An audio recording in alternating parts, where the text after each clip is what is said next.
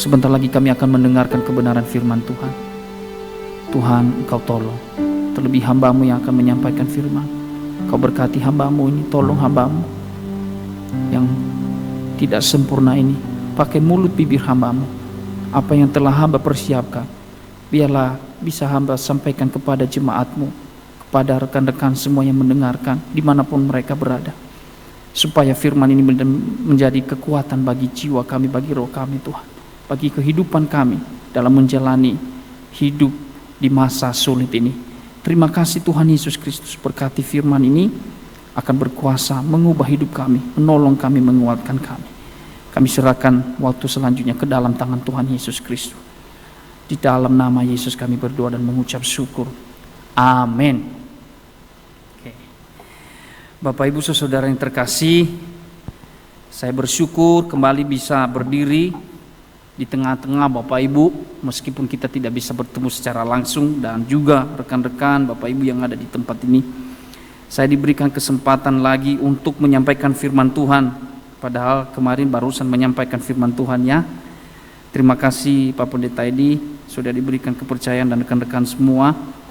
Ini adalah penghargaan yang luar biasa buat saya, supaya saya bisa menyampaikan kebenaran firman Tuhan. Malam hari ini ada satu tema yang sangat menarik, yang sangat relevan dengan keadaan sekarang ini bagi kita, dan semoga firman yang saya sampaikan ini akan menjadi kekuatan dan pengharapan yang baru, yaitu kelegaan di dalam Yesus. Bapak Ibu saudara yang terkasih, di awal-awal pandemi ada banyak rekan-rekan yang ada di tempat ini, jemaat yang ada di tempat ini, maupun sahabat-sahabat saya di Surabaya maupun di tempat yang lain, sering-sering sharing sama saya bahwa keadaan mereka di awal-awal mungkin mereka tidak terlalu merasakan dampak dari pandemik ini yang sudah berlangsung selama 1 tahun lebih. Dan awal-awalnya mereka fine-fine aja, baik usaha mereka, kesehatan mereka, pikiran mereka, karena waktu itu COVID masih jauh di sana di China. Tetapi waktu selanjutnya semakin COVID ini semakin mendekat, dan sekarang ini kita sangat-sangat takut. Jangan-jangan di rumah kita, dimanapun kita berada sudah ada COVID di sana, dan ini kekhawatiran yang luar biasa. Terus kemudian ada teman-teman dan sahabat-sahabat yang usahanya it's okay aja, it's fine, waktu sangat-sangat oke waktu awal-awal, bahkan sampai pertengahan. Tetapi di terakhir-terakhir ini ada banyak yang sudah mulai mengeluh ya. Mungkin awalnya tidak merasakan, tapi terakhir-terakhir ini mulai merasakan dampaknya. Ini membuat semua kita takut, khawatir, cemas. Terus kemudian ada juga yang awalnya sangat-sangat pede dengan kesehatannya ya. Bahkan tidak mau pakai masker, di mana-mana nggak mau pakai masker. Kalau dibilangin ya emosi, bisa marah, bisa tersinggung. Tapi terakhir-terakhir ini ada banyak yang khawatir tentang kesehatannya sendiri, ya kan? Termasuk saya Bapak Ibu. Iya, jangan-jangan saya sudah kena COVID. Jadi kita rekan-rekan hamba Tuhan ya, waktu kita beribadah setiap hari Selasa berkumpul, dan waktu kita sharing-sharing, kita mengalami hal yang sama. Kita manusia biasa. Tapi yang saya maksudkan adalah pikiran kita sebagai anak Tuhan, apakah keadaan seperti ini semakin menghimpit kita dan kita akan merasa takut di dalamnya? Saya percaya bahwa keadaan ini akan membuat kita takut, cemas, khawatir. Juga bukan hanya tentang kesehatan, tapi kita juga melihat cuaca yang sangat ekstrim sekarang ini. Tiba-tiba panas, tiba-tiba dingin, gelombang laut bisa naik, bisa turun. Terus kemudian gunung meletus di mana-mana. Untung saja, bersyukur kepada Tuhan ya. Gunung Raung di sini nggak jadi meletus. Kita pasti susah kalau meletus. Ada juga orang yang hubungan sosialnya kurang baik sekarang ini Bapak Ibu. Kita bisa melihat di lingkungan kita masing-masing, hubungan antara ayah dengan anak itu sangat-sangat memburuk loh. Ada banyak yang sangat memburuk. Terus kemudian sesama pengerja, baik di dalam satu komunitas itu juga bisa buruk. Saling membullying itu sudah sangat normal sekarang di Indonesia. Saya ngomong normal karena apa? Terlalu banyak. Ngomong yang kasar terhadap sesama udah biasa sekali. Jadi ini akan semakin mengalami kemerosotan. Bagi saya, ini adalah kecemasan tersendiri bagi saya. Hubungan ini tidak baik. Ada orang yang sahabatnya berhasil di dalam usahanya, dia tidak senang. Ini juga membuat kecemasan dan membuat kekhawatiran terhadap yang lain. Bapak Ibu Saudara yang terkasih, apa yang saya bicarakan ini adalah beban dan yang membuat seseorang tertekan, letih, lesu dan berbeban berat. Nah, bagaimana kita dalam menghadapi situasi yang membuat kita tertekan, letih, lesu, berbeban berat? Yesus sudah memberikan rumus yang baik sekali di dalam Alkitab. Mari kita akan baca di dalam Matius pasal 11 ayat yang ke-25 sampai ke-30. Lagi-lagi malam hari ini saya akan menyampaikan 2 poin kebenaran, ya, tidak banyak. Saya akan bacakan kepada kita mulai dari ayat yang ke-20 sampai ke-30. Kalau bisa dibaca bersama-sama lebih enak Bapak Ibu. Kalau punya Alkitab di tempat, tolong buka Alkitabnya Matius pasal 11 ayat yang ke-28 dan sampai 30. Matius pasal yang 11 ayat yang 28 sampai ke-30. Demikianlah firman Tuhan berkata, marilah kepadaku semua yang letih, lesu dan berbeban berat. Aku akan memberikan kelegaan kepadamu. Pikulah kuk yang kupasang dan belajarlah padaku karena aku apa? Lemah lembut. Sekali lagi, mari kita baca di dalam ayatnya yang ke-28 saja. 1, 2, 3, ya. Marilah kepadaku semua yang letih lesu dan berbeban berat. Aku akan memberikan kelegaan kepadamu. Bapak Ibu yang terkasih, perikop ini sebenarnya berbicara Yesus sedang mengucap syukur atas kasih Allah, kasih Bapa kepada mereka yang kecil. Bapa membukakan rahasia-rahasia surgawi kepada mereka yang kecil. Saya akan bacakan di dalam ayatnya 25. Pada waktu itu berkatalah Yesus, aku bersyukur kepadamu Bapa, Tuhan langit dan bumi, karena semuanya itu engkau sembunyikan bagi orang yang bijak dan orang pandai, tetapi engkau menyatakan kepada orang kecil. Ya Bapa, itulah yang berkenan kepadamu. Nah Bapak Ibu, kita harus mengerti latar belakang ayat ini ditulis, atau Yesus ini berbicara kenapa sih? Di perikop sebelumnya ada perikop yang berkata, judulnya Yesus mengecam beberapa kota. Sebenarnya Yesus ini mengucap syukur. Dia juga merasa mangkel dan marah karena melihat ada orang-orang yang sebenarnya dia sudah diberikan tawaran untuk diselamatkan, tetapi mereka bahkan menolaknya. Bahkan dikatakan kota-kota yang disebutkan di ayat yang ke-20 itu adalah kota-kota yang sudah pernah diadakan mujizat. Mereka mengalami banyak mujizat, tetapi pada akhirnya mereka menolak keselamatan dan kesaksian yang dibawa oleh Kristus sendiri. Ini hal yang aneh. Ini adalah orang yang dipilih sendiri. Maksudnya di dalam perjanjian, Israel adalah bangsa yang terpilih, bangsa yang harusnya menerima keselamatan daripada Yesus. Tetapi pada akhirnya mereka menolak itu. Padahal mereka sudah banyak mengalami mujizat. Makanya tidak menjamin orang yang banyak mengalami mujizat itu bisa mengalami benar-benar keselamatan yang daripada Tuhan. Ya, tergantung iman dan responnya. Dan makanya Yesus berkata, aku bersyukur Allah, ya. Dia berkata, aku bersyukur kepadamu Bapa, Tuhan langit dan bumi, karena semuanya itu engkau sembunyikan bagi orang yang apa? Bijak. Siapa orang bijak? Dulu ada orang bijak di tengah-tengah mereka. Siapa? Ahli Taurat, para orang Farisi. Mereka malahan yang menolak. Tua-tua adat, mereka menolak segala apa yang disampaikan oleh Yesus. Makanya Yesus berkata, oh aku bersyukur Bapa, ternyata engkau membukakan kepada mereka yang kecil ini. Siapa mereka yang kecil ini? Mereka yang hancur hatinya. Memang keadaan ekonomi mereka waktu itu mungkin ya benar-benar, bukan mungkin, memang benar-benar gak punya. Mereka ditekan, mereka dibohongi, mereka tidak dianggap, mereka dikecewakan. Nah itu orang-orang kecil. Tetapi orang-orang kecil di dalam kesusahannya, di dalam kehancurannya, di dalam kecemasannya, di dalam beban beratnya, di dalam tertekan, dia datang kepada Yesus dan berharap kepada Yesus, dan dia yang menerima keselamatan itu dan kasih setia Tuhan itu, anugerah itu. Makanya Yesus, oh Bapa Surgawi, engkau telah membukakan kepada orang-orang kecil ini. Malam hari ini Bapak Ibu yang terkasih, ada dua hal untuk mendapatkan kelegaan itu. Orang-orang kecil ini mendapatkan kelegaan itu di dalam Yesus. Ya, mereka yang dulunya tertekan, mereka yang dulunya tidak dianggap, tetapi malahan mereka yang diberikan kelegaan.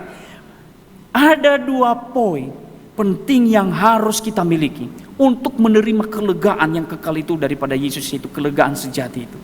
Yang pertama adalah di ayat yang ke-28 tadi dikatakan apa? Marilah kepadaku semua yang letih lesu dan berbeban berat. Poin pertama adalah come to Jesus. Datanglah kepada Yesus. Datang kepada Yesus bukan berarti apa? Engkau hanya datang, engkau hanya berdiri di sana. Poin pertama adalah datang kepada Yesus. Kenapa harus datang kepada Yesus? Karena Yesus memiliki segalanya. Karena Yesus memiliki keselamatan. Karena Yesus memiliki kesembuhan. Karena Yesus memiliki harapan. Dia memberikan harapan yang pasti kepada kita. Apa yang saya bicarakan hari Minggu kemarin, bahwa di dalam Dia ada kebenaran. Kebenaran yang tidak pernah berubah dan tetap, dan menyelamatkan hidup kita. Bapak Ibu yang terkasih, adakah engkau waktu susah? Adakah engkau waktu cemas? Adakah engkau waktu khawatir?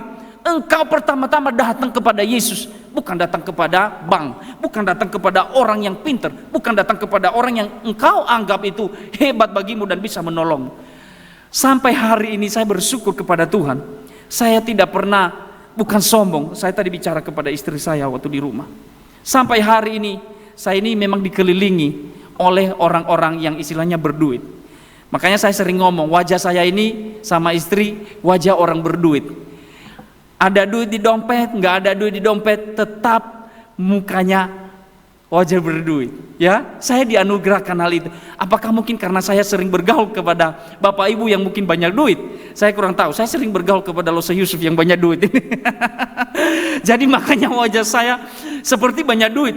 Saya pakai baju murah dikirain orang, oh itu baju mahal. Padahal sebenarnya itu diskonan Bapak Ibu. Saya buka rahasia saja. Banyak diskonannya, promonya. Bukan promo 50%, nyarinya 70-75%. Nah itu. Lah cuman pas saya pakai itu bagus. Bapak Ibu yang terkasih, ini bukan kesombongan. Terus kemudian waktu saya nggak punya duit, saya tidak pernah meminta-minta. Satu kali pun saya tidak pernah meminta. Baik teman-teman dan sahabat saya yang ada di Surabaya, yang ada di persekutuan yang saya layani, mereka adalah orang-orang yang hebat bagi saya. Mereka memiliki kekayaan yang besar. Saya tidak pernah mau meminta pertolongan duluan kepada mereka. Dan sampai hari ini saya diberikan kepercayaan Tuhan, saya tidak pernah melakukan hal itu. Karena apa? Saya mau menyatakan bahwa pengharapan pertama saya, utama saya ada di dalam Kristus Yesus. Dan itu nyata sampai hari ini. Saya bisa makan, saya hidup sehat. Anak saya bisa kasih makan, istri saya kasih makan. Itu adalah anugerah Tuhan. Apakah waktu engkau mengalami kesusahan dalam hidupmu, pertama-tama tindakan adalah datang kepada Yesus. Mari kita datang kepada Yesus. Datang kepada Yesus adalah poin pertama, hal utama yang harus kita miliki. Sehingga apa? Segala beban itu akan terlepas dalam hidup kita. Memang kita harus, kalau sakit kita harus datang kepada dokter. Tapi ingat pertama-tama, datanglah kepada Yesus. Tuhan, saya mau datang kepada dokter. Saya mau berobat. Tetapi biarlah engkau pakai tangan dokter ini untuk menyembuhkan saya, untuk membantu saya. Jadi itulah pemikiran yang benar. Makanya kita akan mengalami kelegaan di dalam Yesus. Adakah bebanmu sangat berat malam hari ini? Adakah penyakitmu sangat berat menurut Anda? Di dalam Yesus tidak ada yang mustahil. Dia akan memberikan pengharapan. Pengharapan yang pasti dan tetap. Ini sudah janjinya. Saya tidak akan percaya kalau bukan Yesus yang berkata. Kalau hanya manusia yang berkata, datanglah kepadaku. Mungkin Paulus yang berkata, datanglah kepadaku. Saya tidak akan terlalu percaya. Tetapi karena Yesus yang berkata, datanglah kepadaku. Hai yang letih lesu dan berbeban berat, aku akan memberikan kelegaan kepadamu. Ini poin pertama. Mari kita datang kepada Yesus. Yang terakhir adalah, ini yang terakhir, cuma 2 poin. Adalah setelah kita datang, apakah cukup? Kita datang kepada Yesus, berdoa kepadanya, bersujud kepadanya. Apakah cukup? Terus kita pulang, bye-bye Jesus, thank you Jesus. Belum cukup. Dikatakan, marilah kepadaku semua yang letih lesu dan berbeban berat, aku akan memberikan kelegaan kepadamu. Di ayat yang ke-29, ini poin kedua. Pikulah kuk yang kupasang dan belajarlah padaku, karena aku lemah lembut dan rendah hati, dan jiwamu akan mendapatkan ketenangan. Ini lucu Bapak Ibu. Orang sudah datang, orang sudah punya beban yang berat. Bebannya berat sekali nih. Suruh datang, setelah datang bebannya nggak diambil Pak. Tapi apa? Dikasih beban lagi malahan. Ini kan lucu sekali. Kalau sebenarnya kelegaan di dalam dunia, nah ini kita harus membandingkan kelegaan di dalam Yesus beda dengan kelegaan di dalam dunia. Kalau kelegaan di dalam dunia, orang punya beban, saya akan minta tolong, Lo Setigor tolong dong, ini beban ini sangat berat. Kalau utang banyak, Lo Setigor tolong ambil utangnya, bayaran, ya kan gitu. Setelah diambil, taruh, pasti kita akan merasa lega. Tetapi ini lucu, orang sudah berbeban berat di dalam Yesus, kelegaan yang dimaksud ditambahkan beban yang baru malahan. Nah, apa yang dimaksudkan dengan cook? Mari kita bahas bersama-sama. Beberapa jemaat saya kan sudah pernah sharing ini waktu saya datang ke rumah mereka. Pikul aku yang kupasang. Cook itu apa Bapak Ibu? Cook itu bukan sejenis makanan.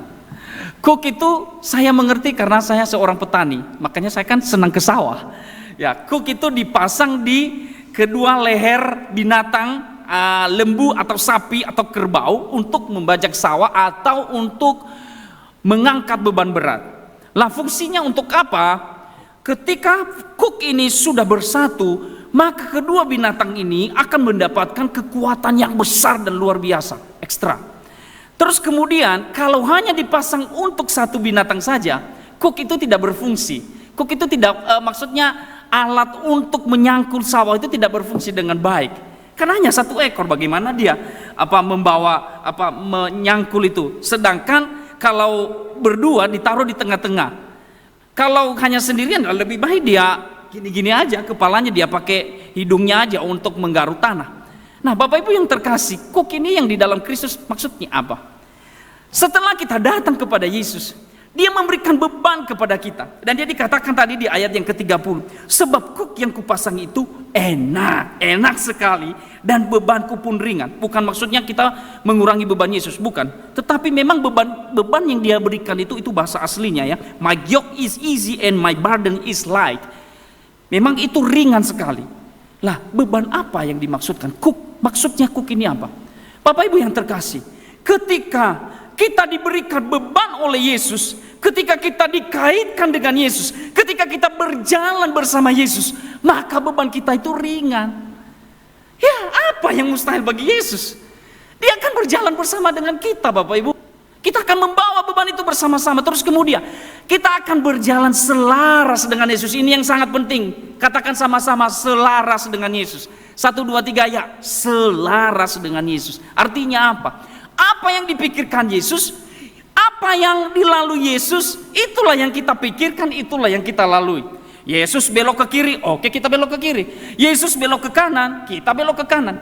Kalau kita sudah terpasang cook satu sama lain, cook daripada Yesus itu, kita akan mudah mengikuti jalan dan arahnya Yesus. Tapi kalau kita tidak memakai cook yang daripada Yesus, maka kita tidak akan bisa berjalan sesuai dengan jalannya Yesus. Kita akan seenaknya sendiri. Makanya waktu orang tidak berjalan bersama Yesus, dia akan berjalan sakarepnya dewe, ya toh? Dia akan memikirkan, oh ini jalan keluarnya, ini jalan keluarnya. Ending-endingnya, ujung-ujungnya pasti salah, membawa kita kepada kebinasaan, bahkan masalah yang besar lagi. Nah, Bapak Ibu yang terkasih, inilah selaras dengan Yesus. Selaras dengan Yesus, bagaimana mengetahui bagaimana untuk selaras dengan Yesus? Kembali lagi di dalam firman-Nya ini sudah tertulis. Tebalnya segini, Alkitab saya ini tebal sekali karena ada dua bahasa Inggris dan bahasa Indonesia. Nah, ini rumusnya Bapak Ibu. Mau hidup selaras dengan Yesus, renungkan firman-Nya, cari solusinya di sini. Jangan cari solusinya hanya kepada pendeta saja.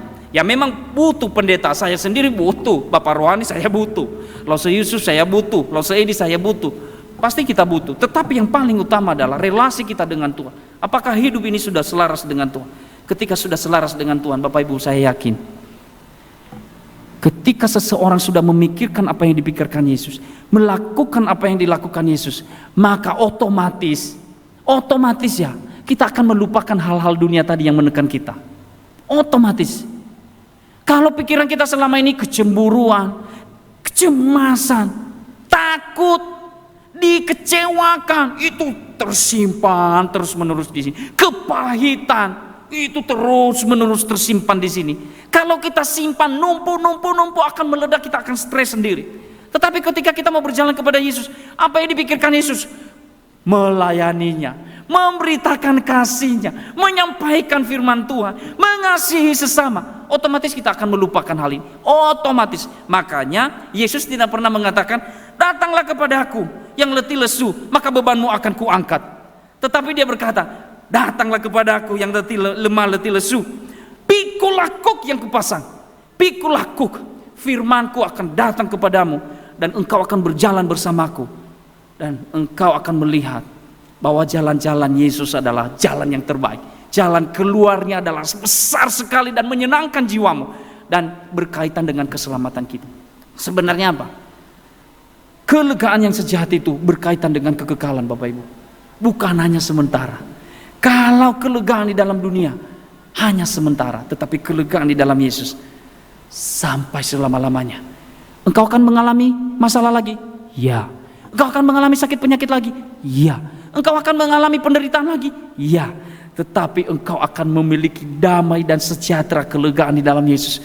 Setiap waktu engkau mengalami yang engkau datang kepadanya, dan dia akan memberikan beban itu. Engkau memikirkan apa yang dia pikirkan. Engkau akan memikirkan contoh setiap teladan yang dia lakukan semasa dia di dunia, dan yang ada ditulis di dalam Alkitab ini. Engkau akan merasa lega dan bersuka cita, merasa damai sejahtera. Malam hari ini Bapak Ibu, adakah engkau sedang sakit? Adakah engkau sedang khawatir cemas? Adakah engkau sedang takut tentang masa depan?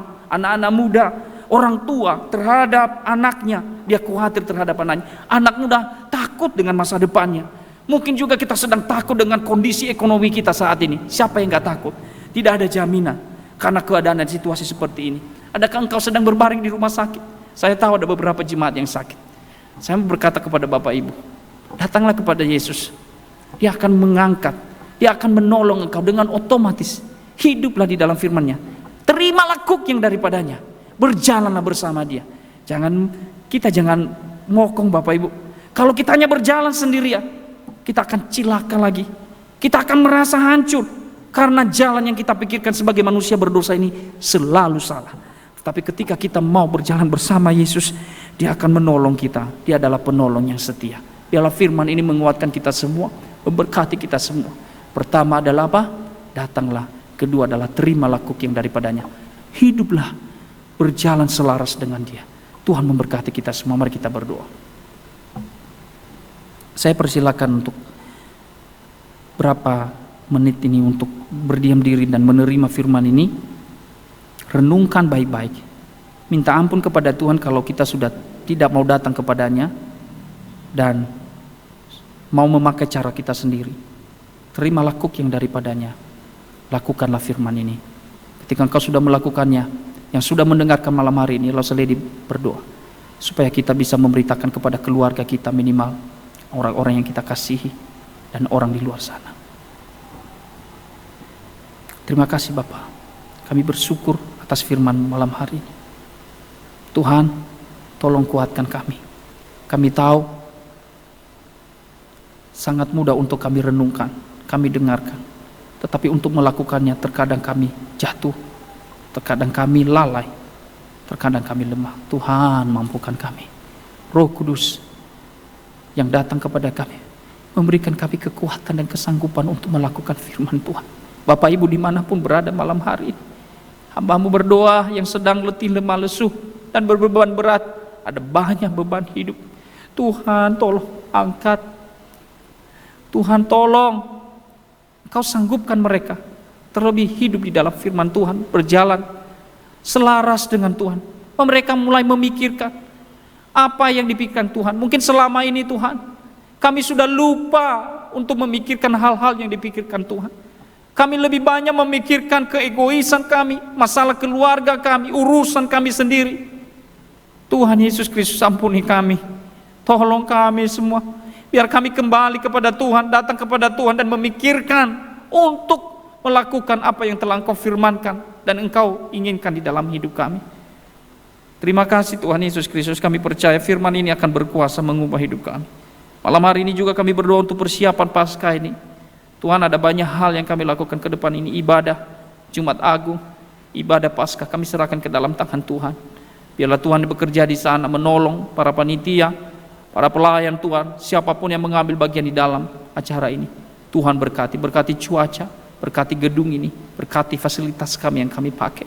Malam hari ini kami pulang ke rumah kami masing-masing, kami akan berpisah masing-masing. Tuhan tolong Engkau yang tidak pernah meninggalkan kami. Di dalam nama Kristus Yesus yang telah memberkati hidup kami, malam hari ini kami berdoa dan mengucap syukur. Amin.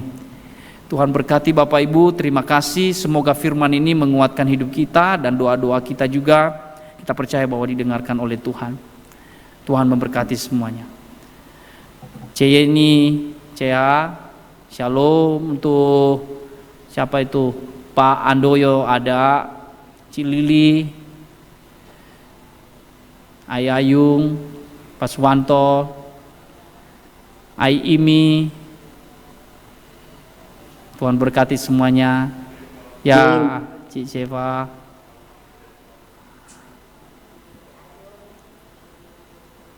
Tuhan memberkati ya, Tuhan memberkati semuanya. Itu kok Alok muncul. Oke. Tuhan memberkati semuanya. Ya.